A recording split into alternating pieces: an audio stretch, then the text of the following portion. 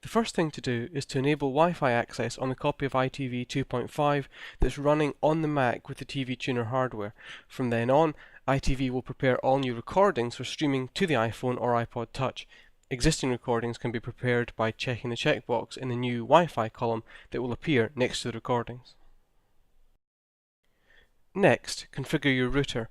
Unless you already have a static IP address, which is unlikely with consumer broadband packages, you'll have to set up a dynamic DNS server so you don't always have to know the changing IP address of your router.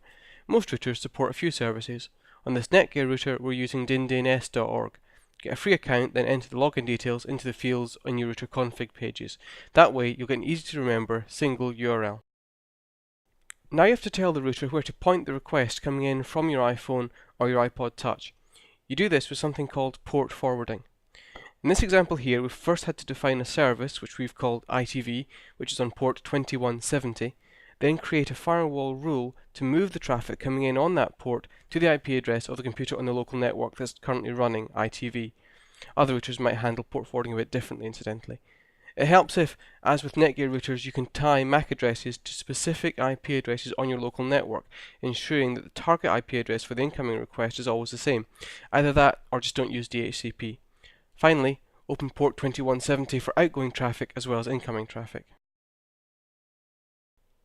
Go to your iPhone and launch Safari. Now we've got the address bookmarked, but all you have to do is enter it in this format.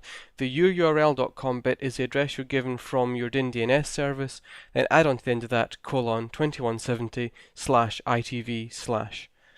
Once you've entered that address, you'll be presented with a list of your playlists in iTV. Tap on one of those or tap Library to see all your recordings.